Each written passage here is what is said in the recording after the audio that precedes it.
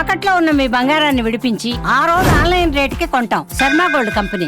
నమస్తే, welcome to Suman TV. నేను పద్మిని. ప్రస్తుతంతో పాటు ప్రముఖ ఆధ్యాత్మికవేత్త, లక్ష్మీ నరసింహస్వామి ఉపాసకురాలు, స్పిరిచువల్ హీలర్ శ్రీమతి స్రవంతి గారు మనతో పాటు ఉన్నారు. మాట్లాడదాం అక్క. నమస్తే అక్క. నమస్తే పద్మిని, ఎలా ఉన్నారు? బాగున్నాను. శుక్రవారం అమావాస్య వస్తోంది. చాలా చాలా విశేషవంతమైనటువంటి అమావాస్య, మార్గశిర అమావాస్య. ఈ అమావాస్యని ఎలా వినియోగించుకోవచ్చు? లక్ష్మీదేవికి ప్రియం అని చెప్తూ ఉంటారు కదా, మరి ఆ రోజు ఏమేం చేయొచ్చు ఒక్కసారి మీ ద్వారా అక్క. తప్పకుండా చెప్తాను. ఈ పూజ మాత్రం ఇవాళ ఇక్కడికి రావడం మాత్రం కంచి పరమాచార్య గారి అనుగ్రహం మన అందరి మీద ఉంది కాబట్టి నేను ఇవాళ ఇక్కడికి వచ్చాను. నిజంగా చెప్పాలంటే అస్సలు ఓపిక లేదు, కానీ షూట్ అనేసరికి ఎటువంటి పరిస్థితుల్లోనూ వెళ్ళాలి, చెయ్యాలి. సత్యం. అది కూడా నాకు చాలా ఇష్టమైన సుజాతక్క కాల్ చేశారు. ఒక్క 2 నిమిషం. ఓపిక లేదు, రాలేము, చేయలేము అనేది. జలుబు ఉంటే ఎన్నో చాలా ఉన్నట్టుగా అనిపిస్తుంది మనకి, కోల్డ్ ఉంటే. అవును. కానీ వాళ్ళు ఎటువంటి పరిస్థితుల్లో రావాలి, వెళ్ళాలి అని నాకు మనసుకు అనిపించింది. నువ్వు రాగానే వకుళ అమావాస్య, అందులో మార్గశిర అమావాస్య, మళ్ళీ శుక్రవారం నాడు వచ్చింది అనేసరికి పరమాచార్య గారి అనుగ్రహం మనందరి మీద ఉంది అని తెలిసి నాకు చాలా సంతోషం అనిపించింది. ఎందుకంటే నాకు ఒక అమ్మాయి విష్ణుప్రియ అని పరిచయం అయిందనమాట. అమ్మాయి అక్కడ తమిళనాడు సైడ్ ఉంటారు. పరమాచార్య గారికి చాలా భక్తురాలు అనమాట. పరమాచార్య గారు చెప్పిన పూజలు అవన్నీ కూడా నాకు చెప్తూ ఉంటుంది. ఏవైతే మనం 16 దీపాల పూజ చెప్పామో విష్ణుప్రియ అనే చెప్పింది నాకు. ఓకే. చెప్పినప్పుడు నేను మొన్న సుమన్ టీవీలో చెప్పినప్పుడు వాళ్ళు ఎవరో, ఈ మేడం నువ్వు చెప్పిన పూజే చెప్పారే, ఇట్లా తమిళనాడులో ఉన్న అమ్మాయి చెప్పిందని కూడా చెప్పారు చూడు అని చెప్పి పంపించేసరికి అమ్మాయికి చాలా సంతోషం అనిపించింది. అయ్యో, మాధ్యమం అనేది నేను 10 మందికి చెప్పగలుగుతాను, 25 మందికి చెప్పగలుగుతాను. మేడంకి చెప్తే మేడం ఈ పూజ 100 మందికి రీచ్ అవుతుంది కాబట్టి మీకు ఇంకో పూజ చెప్తున్నానండి అని చెప్పారు. అప్పుడు మీకు అందరికీ తెలిసిన విషయమే, ఆర్థికంగా నాకు చాలా వెన్నుదన్ను కావాల్సిన పరిస్థితుల్లో నేను ఉన్నాను. అప్పుడే నేను అనుకుంటున్నాను, లక్ష్మీ అమ్మవారిది ఏదైనా విశేషమైన పూజ ఉంటే బాగుండు, చాలా తొందరగా కనికరిస్తుంది కదా అమ్మవారు, అది చేసుకుందాము అని చెప్పి నా మనసుకు అనిపించిన 10 నిమిషాల్లోనే ఈ అమ్మాయి ఫోన్ చేసింది నాకు. చెప్పమ్మా, తప్పకుండా చెప్పు, నేను చెప్తాను అని చెప్పాను. అమ్మాయి చెప్తూ ఉంటే ఆ పరమాచార్య గారే చెప్తున్నట్టుగా నేను ఫీల్ అయ్యాను. ఏంటి పూజా విధానం అనేది మనం తెలుసుకుందాం. తప్పకుండా. అయితే ఈ అమావాస్య రోజు చేసుకో, అమావాస్య రోజు నాడు మొదలు పెట్టుకో.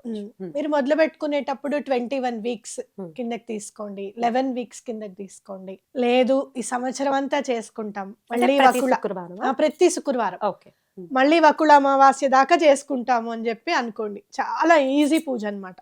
మీకు జస్ట్ పువ్వులు, 21 రూపాయి బిళ్ళలు, పసుపు, కుంకుమ, అమ్మవారు అయ్యవారి మీద తదేకమైన దృష్టి, ఆవిడ పాదాల మీద ధ్యాస, ధ్యానం, ఇవే మన పెట్టుబడి. అద్భుతం. అత్యంత విశేషమైన తిథి అమావాస్య. నేను ఎప్పుడు చిన్నప్పటి నుంచి అనుకునేదాన్ని, తమిళులకి అమావాస్య ఎందుకు మంచిది, మంచి అయితే అందరికీ మంచి అవ్వాలి కదా, మనకి వద్దు వాళ్ళకి మంచి అని ఎందుకు అనుకుంటారు వాళ్ళు అని.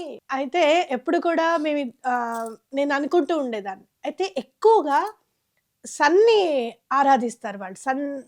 సన్కి సూర్యుడిని బాగా ఫాలో అవుతారు అనమాట. అది మా నాన్నగారు చెప్పేవారు, వాళ్ళు సూర్యయానం ఫాలో అవుతారు, మనం చంద్రయానం ఫాలో అవుతాము అని చెప్తారు. సూర్యయానం ప్రకారం అమావాస్య చాలా పరమ పవిత్రమైన తిథిగా మనం తీసుకోవచ్చు అనమాట. ఇంకోటి ఏంటంటే, ప్రకృతిలో ఉన్న కళలన్నీ అమ్మవారి దగ్గర సంతరించుకుని ఉంటుందట అమ్మ, నిగూఢంగా.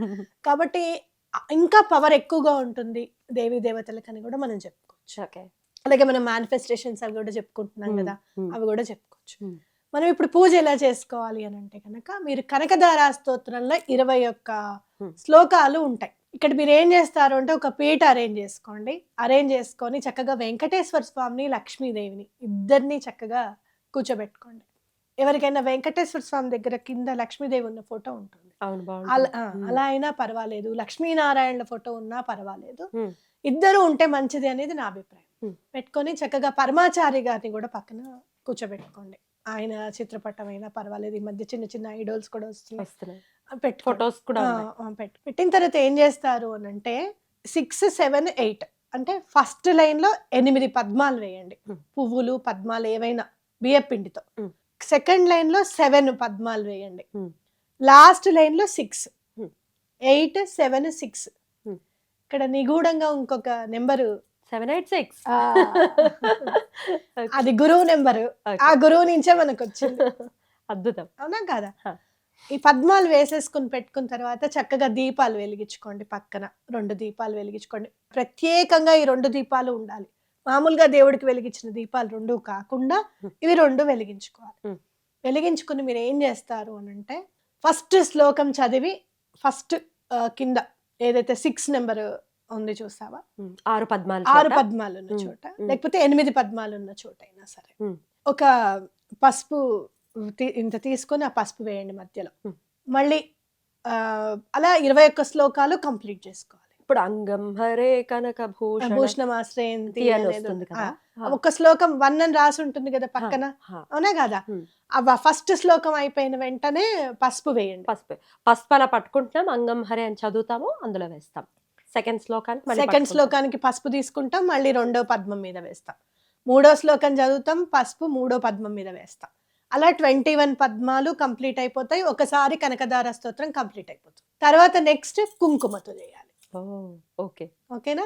అట్లా ఫస్ట్ చదువుతున్నాం, కుంకుమ తీసుకున్నాం, మధ్యలో పసుపు మధ్యలో వేస్తున్నాం, 2వది 3వది అలా చక్కగా 21 శ్లోకాలు రెండోసారి కనకదార స్తోత్రం కంప్లీట్ అయిపోతుంది. చదవడం రాని వాళ్ళు వింటూ కూడా చేసుకోవచ్చు. వింటూ చేస్తే ఇంకా హాయి. రోజు చదువుతుంటే ఊరికే మనం పసుపు పెట్టడమే కదా, అమ్మవారి పాదాల మీద పెట్టి, అవునా కాదా? దృష్టి మాత్రం నేను కూడా చదవడం వచ్చినా కూడా నేను ఆడియో పెట్టుకుందామని అనుకున్నా.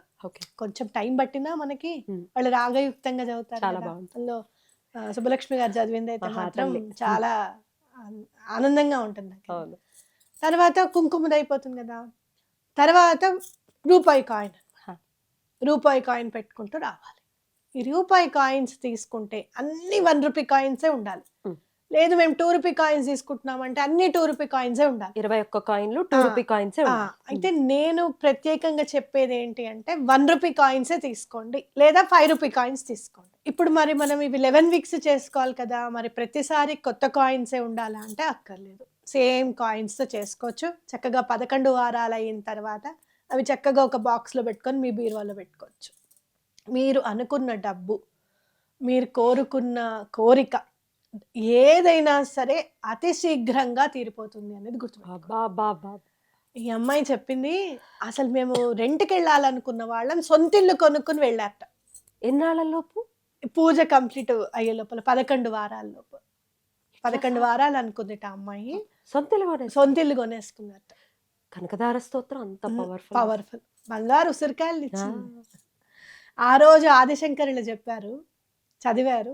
ఈ రోజు మీరు చదువుకోండి అని చెప్పి అదే ఆదిశంకరుడు మనకి చెప్పారు. ఖచ్చితంగా. కాబట్టి తప్పకుండా చేసుకోండి. అలాగే పరమాచార్య గారివి దీపాలు పెడుతున్నామమ్మా అంటే కనుక పక్కన చక్కగా ఇంకొక పీట అరేంజ్ చేసుకొని అక్కడే మళ్ళీ దీపాలు కూడా అన్ని వెలిగించుకొని కూడా ఈ పూజ చేసుకోవచ్చు. అద్భుతం. ఇది ఇలా చేసుకుని ఎలాగో శుక్రవారం అంటే తమలపాకుల హారతి ఎలాగో ఇచ్చేసుకుంటాం, ఇది చేసుకుని ఇవ్వచ్చు. ఏ సమయంలో ఈ పూజ చేయమంటారు? పొద్దున పూట చేసుకోవడం అనేది చాలా ఉత్తమోత్తమం. కానీ ఒకవేళ కుదరట్లేదు అనుకుంటే కనుక ఆ రోజు కాస్త టిఫిన్ మాత్రమే తిని ఆఫీస్ నుంచి వచ్చిన తర్వాత మళ్ళీ కాస్త శుచిగా శుభ్రంగా చక్కగా స్నానం చేసేసి, తలారా చేసినా మంచిది, ఎందుకంటే వేరే ఎవరినో ముట్టుకుని వస్తాం కాబట్టి స్నానం చేసేసి అంతా పరమాన్నం నైవేద్యం వండేసేసుకొని మీరు చక్కగా పూజ చేసుకోవచ్చు. అద్భుతం. చాలా బ్యూటిఫుల్గా ఎక్స్ప్లెయిన్ చేశారు. 2-3 సందేహాలు ఉన్నాయి, అవి అడిగేస్తాను. పూర్వ సువాసినులు పూజ చేసుకోవచ్చా? చేసుకోవచ్చు. సూతకంలో ఉన్న వాళ్ళు చేయొచ్చా? లేదు. అంటే కర్మ చేసిన వాళ్ళు కాకుండా మిగతా వాళ్ళు చేసుకోవచ్చు. కర్మ చేసిన వాళ్ళు మాత్రం చేయకూడదు, ఆ కుటుంబ సభ్యులు చేసుకోకూడదు. ఓకే, అద్భుతం అక్క. చాలా బ్యూటిఫుల్ గా ఎక్స్ప్లెయిన్ చేశారు. ఖచ్చితంగా ఈ అమావాస్యని ప్రతి ఒక్కరూ కూడా వినియోగించుకున్నందున మార్గశిర మాసం అంటే లక్ష్మీదేవికి ప్రియమైన మాసం అని చెప్తారు. చాలా ప్రియమైన మాసం. బహుశా ఇది యాక్చువల్ గా ఈ పూజ చెప్పి కూడా నాకు ఆల్మోస్ట్ ఒక 1 month అవుతుంది. నీకు తెలిసిందే కదా, కాసేపు ఏదో పని పడడము, తర్వాత ఈ 4 రోజుల నుంచి ఒంట్లో బాగాలేకపోవడం, అంతకుముందు చాలా బిజీ ఉన్నాను పద్మిని. ఒక 1 week నేను రాను. ఫస్ట్ టైం నేను కెమెరా మించి 3 ఏళ్లలో ఇదే మొదటిసారి నేను రాను అని 1 week నేను రానంటే పద్మిని మూగపోయింది. అని HM పెట్టింది. అసలు ఏమనాలి, ఎందుకు రారు, ఏంటి, అడిగితే ఏం వినాల్సి వస్తుందో, నేను మళ్ళీ రమ్మంటే ఆవిడ ఏమనుకుంటారో అని చెప్పి బాధపడింది. చాలా ఇంకేం చెప్పలేకపోయాను అనమాట. డైరెక్ట్గా నేను రాలేను పద్మిని అని మాత్రమే చెప్పగలిగాను. ఇన్ని చేసిన తర్వాత ఈ పూజ ఇప్పుడు చెప్తున్నాను అంటే అది స్వామివారి మార్గశిర మాసం అమావాస్య నాడు చేసుకోండి అని చెప్పి ఆయన ఇచ్చిన అనుగ్రహంగా చెప్తున్నా. తప్పకుండా మా అదృష్టం నేను వినటం. ఎందుకంటే దేనికైనా శివాజ్ఞ అనేది ఉండాలి, ఉంటేనే వినటం కానీ చేయటం కానీ ఈ వీడియో చూడటం కానీ ఇన్స్పైర్ అవ్వటం కానీ జరుగుతుంది. ఖచ్చితంగా చేసుకోండి. ఎంతో వ్యయ ప్రయాసలతో రప్పించుకొని మీకోసం చెయ్యాలి అన్న తపనతో చేస్తున్నాను. ఖచ్చితంగా చేసుకోండి పూజని. Thank you so very much అక్క. నెక్స్ట్ వీడియోలో మీరు ఇంత సన్నగా అవ్వడానికి కారణం ఏమిటి, నెక్స్ట్ వీడియోలో మీరు చెప్పాలి. చెప్తాను. ఏం చేశారు సన్నగా అయ్యారని బోల్డ్ మంది కమెంట్లు పెట్టారు. తప్పకుండా అడ్రస్ చెప్తాను. తప్పకుండా చెప్తాను. థ్యాంక్ యూ అక్క. నమస్తే. నమస్తే.